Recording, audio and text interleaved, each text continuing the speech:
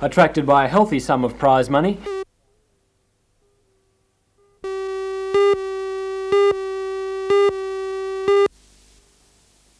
a classy field of 120 squash players from throughout the eastern states turned out for this year's Newcastle Age Championships. Attracted by the healthy prize money, top players made the trip from Queensland and Sydney, and there was also an 18-player team from Norfolk Island. This afternoon the finals were on, and many local players put in impressive performances. In the under-15 boys final, seen here, unseeded Cessnock player David Hearn surprised the state's #1 player Shane Matthews to win the title. In the girls under-17 final, Central Coast player Nerida Porter was too good for Kayleen Brabham from Curry. And in the under-19 girls, the state's #1 player Nikki Solomon from the Central Coast defeated Kristen G from Raymond Terrace. Several local players were also runners-up, and all in all it was a very successful tournament for the organisers and for local players.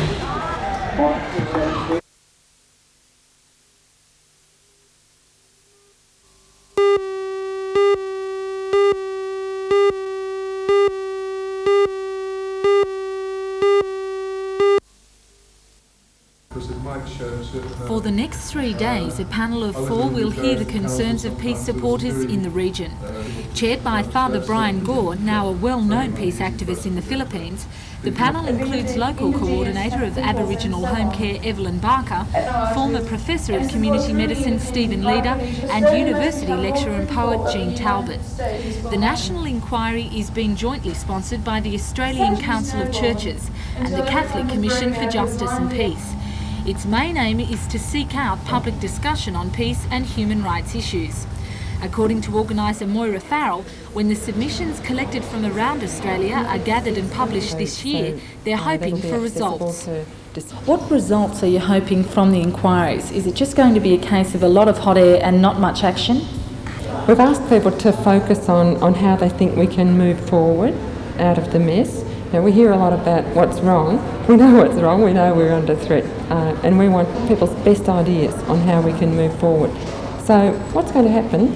Well, I think one of the things that's happening is the fact that people are putting down their ideas, are recording them, and that means that they're a bit more aware of what they're doing towards peace.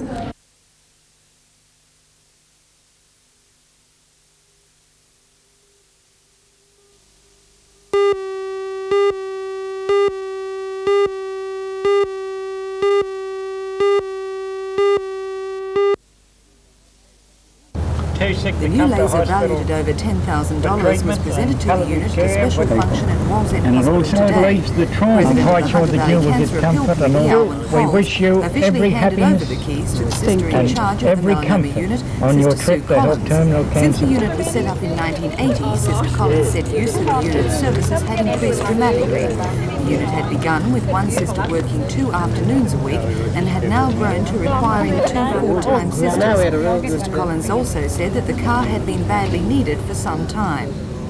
Myself and the other 2 sisters that are working with me have been using our own car for approximately 4 years, I guess now, so it's badly needed. It'll be used for the care of the patients of the melanoma clinic, mostly for patients that are terminal or too ill to come to the hospital, but also we expect that it will be used to give chemotherapy drugs to patients at home that are too ill to come to the clinic. And so the other sisters that work with me and myself will be giving care in the home as well as medications.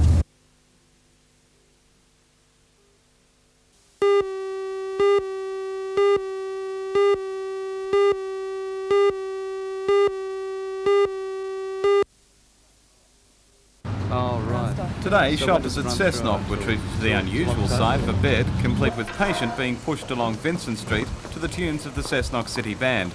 It was all to aid the fundraising efforts of Robin Brown, contesting this year's Queen of Hearts quest. Robin says today's activities raised a handsome sum, which will go towards funding research into heart disease and the care of coronary patients, especially at Cessnock Hospital.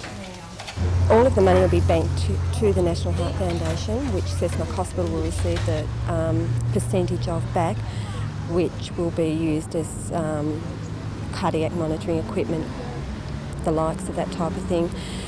The National Heart Foundation will use the money itself in many areas, research being the main area.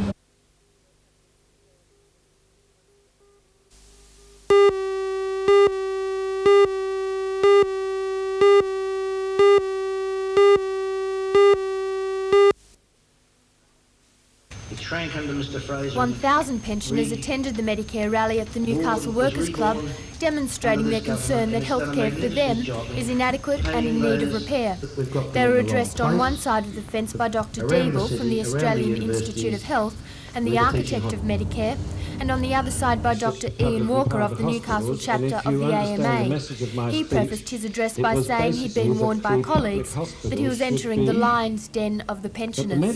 The rally turned more into a duel between those speakers supporting Medicare and those opposing it.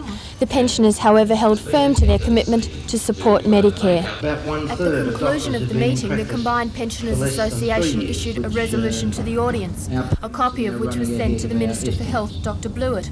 This resolution read in part, "This public meeting protests strongly against the actions of the AMA and the specialists groups in their direct opposition to Medicare and their sabotage of the efforts of the government to bring free healthcare to all Australians." Dr. Deeble said that Medicare was the largest centralised health system in the world, with the government paying out $10 million a day. Its feasibility could be measured by the fact that in providing healthcare, it was only 2% over budget. This was an issue taken up by Professor Hollows at the Prince of Wales Hospital in Sydney, who said that his experience of public hospitals was that they were budget mongering, meeting budgets to priority over quality of service. It was then Dr. Walker's turn who claimed that Medicare was a confidence trick, being neither cheap for patients as promised or fair to the medical profession, for which the system was a form of conscription. He suggested that what Medicare does best is ration healthcare, and that this could be rectified if those able to afford health insurance were excluded from using free hospital beds. This was a motion applauded by the audience. Bob Brown, MHR for Charlton, responded to Dr. Walker saying some members of the medical profession should hang their heads in shame. He firmly laid the blame for many of the problems in the healthcare system at the feet of the medical profession. Centralised system like Medicare. Well, I think that's my 20 minutes, and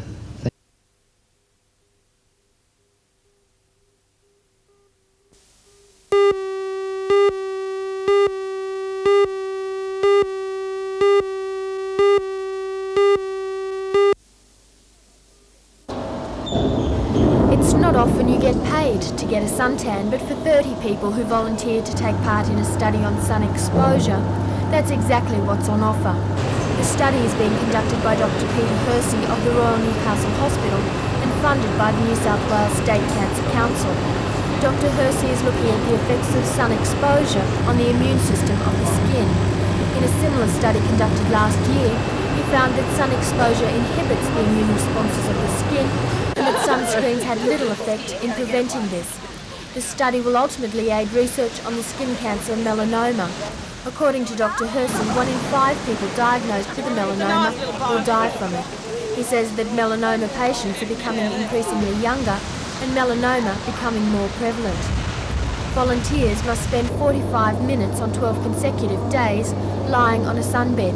They'll have a blood test taken before the exposure begins and 3 more at weekly intervals after the tanning sessions. They must also have a skin immunity test, which is a simple and painless procedure. Should you consider earning $100 to get a winter suntan a good deal, Dr. Hersey assures potential candidates that it's also a safe We don't deal. believe so. The exposure that we're asking them to have is certainly no more than they would encounter if they went and had a normal suntanning course at a health studio, and a lot less than if they went down to the beach for an hour each day.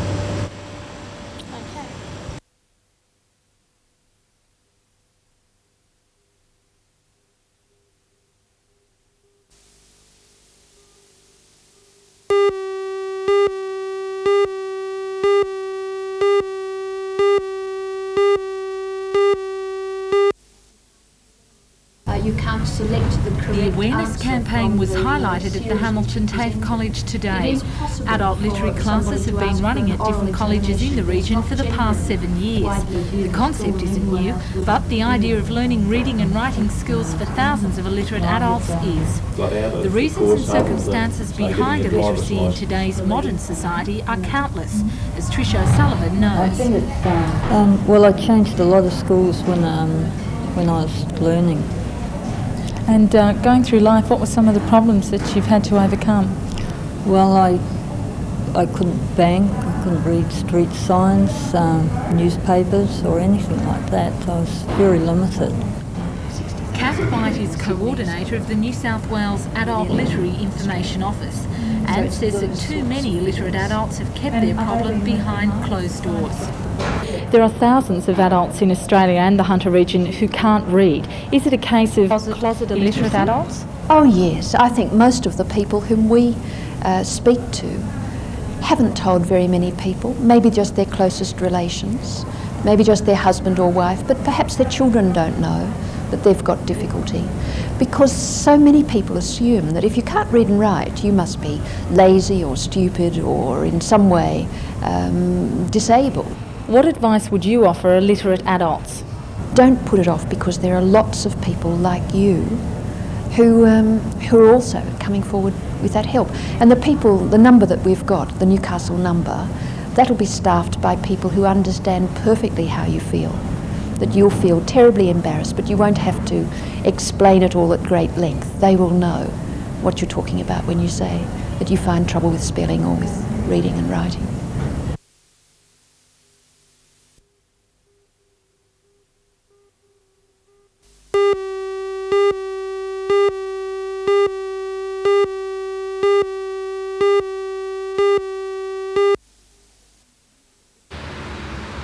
The figures show a general increase across the board in the number of people registered as looking for work at CES offices throughout Australia. Nationally, there was an increase of 0.5% during the quarter ending March this year compared with the same period last year. In New South Wales, there was an increase of 3.47%, a greater increase than for the Hunter region, where the number of people rose by 2.56%. While the figures show only the number of people registered at CES offices throughout the Hunter, which could exclude some unemployed people, Development Officer Eve Moyes says the statistics do show several trends. Well, there's been a general increase of the number of people registered in the CES, an increase of 2.56 this year over last year. Most of the increase has been due to women registering for work, women re-entering the workforce. There's been a general trend in that direction. However, the largest increases have been at Cessnock with an increase of 18% and at Muswellbrook with an increase of 28%. Across the board, though, there are more women now actively seeking employment. They're actually coming in now looking for work, whereas at one time I think they would have stayed at home and been part of the hidden unemployed that we weren't counting, but now they're actually coming into the CES and registering for work. What about job vacancies? What's the trend there? There's a slight upward trend. It's only very slight and it doesn't match the number of extra people registering, but there is a slight across the board increase in vacancies notified.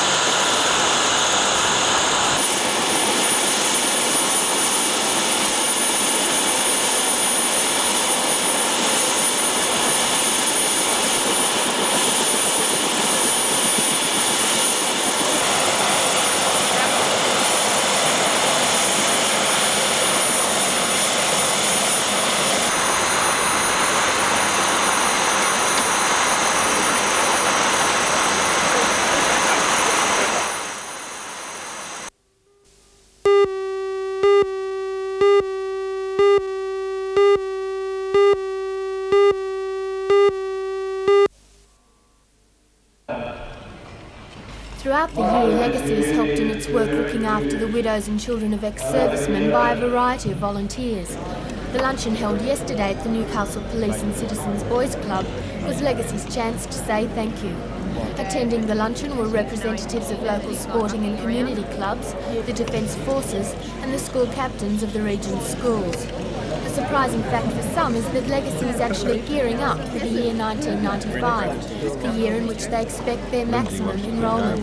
This is because in 1943, the Defence Forces took in their maximum intake of 18 and 19-year-old men, who in 1995 will be in their mid-70s. Dinners such as this, it is also hoped, will keep the Legacy cause alive for generations for whom the wars are only a part of history.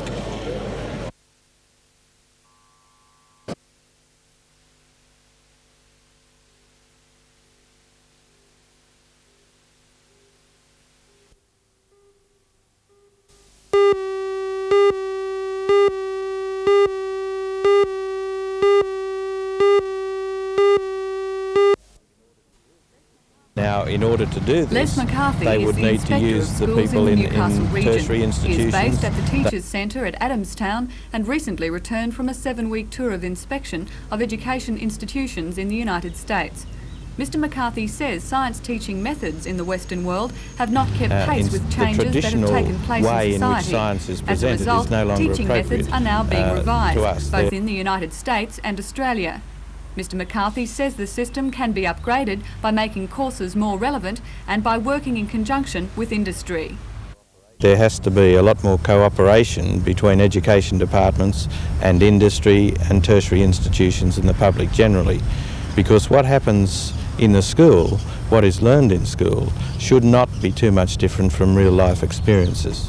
Mr McCarthy says teachers also need to play a different role. I think the role that teachers need to play is one which is different from the traditional role that they have played. I think that in fact teachers need to be teaching children how to learn rather than just being able to recall information.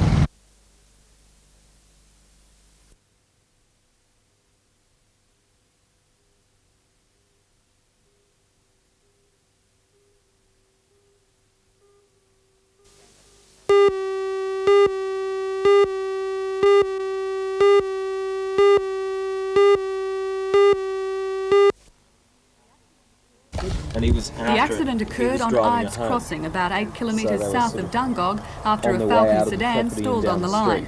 The train, travelling at 70 kilometres an hour, was unable to stop. The train struck the vehicle, forcing it off the rails and into the posts supporting the crossing's cattle gates.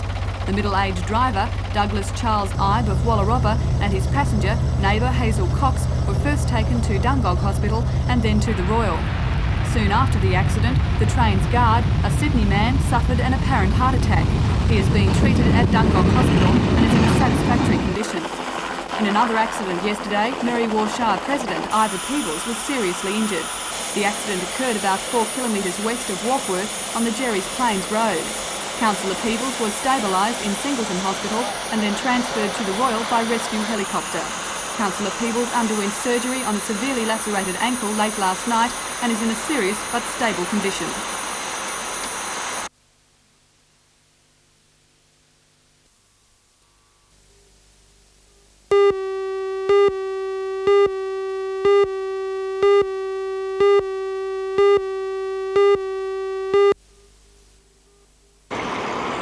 The argument over the new bridge proposal has been long and loud. But throughout, the Minister for Roads, Mr Brereton, through the local member Don Bowman, has been solid. His defence of a duplicate low-level lifting span bridge plan has been threefold: cost, the environment, particularly of Blackned's Bay, and the amenity for the people of Swansea.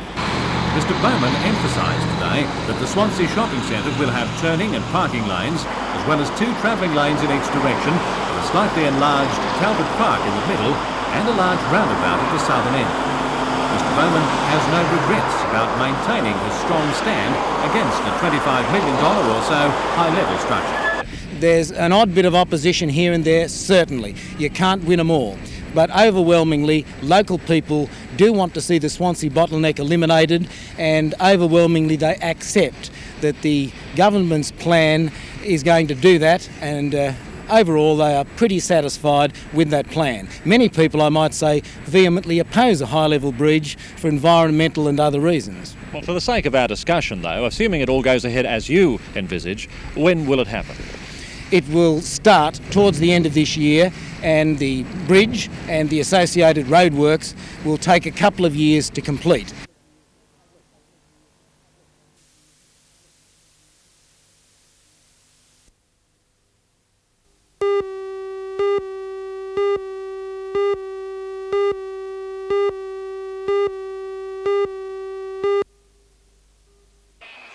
Donna, who went very close to selection for the Commonwealth Games, proved her class in local company. She won the 400 metres freestyle, the 200 metres medley, the 200 metres backstroke and the 16 years breaststroke, and took out the Ron Faraday medal as the best performer.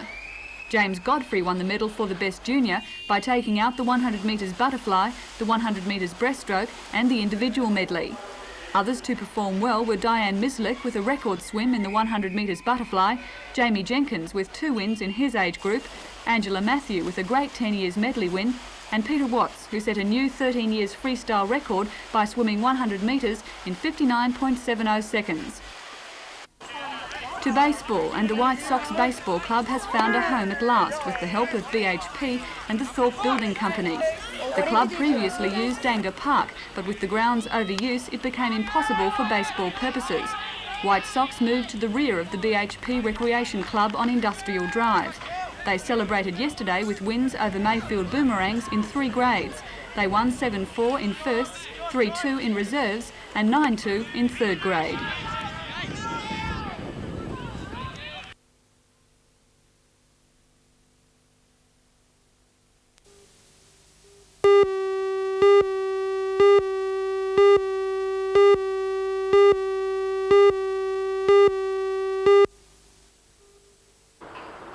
The Newcastle City Council bought the disused Brickworks site 7 years ago at a cost of $230,000 with the intention of using it as a rubbish dump. The council's plan was to fill the quarry with solid waste and to eventually rehabilitate the site by developing a native flora park. The proposal to establish a garbage dump at the site was the subject of bitter debate within the council at the time. It was heavily lobbied by residents' groups at Wallsend. The issue was not resolved before the council was dismissed, and the city administration has now come up with a new proposal. The plan is to establish a sporting and recreation area after filling the site with dry fill only. This includes building materials, garden refuse and tree loppings. Much of the fill is expected to come from the new Shortland County Council complex site next door. Perishable rubbish may not be dumped at the site. The new proposal allows grassing and landscaping to take place at a much earlier date. The city administration believes sections should be finished in 2 to 3 years' time. The new plans are on display both at the city administration building and the Wallsend Public Library. Residents have 1 month in which to comment.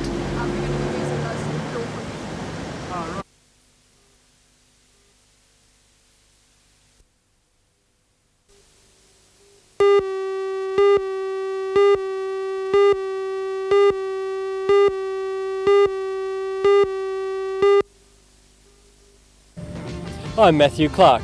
The region's top amateur women's golfers were on the course at the Steelworks Club today for the final day of the District Championships. More than 400 golfers took part in this 2-day tournament and there was plenty of exciting golf.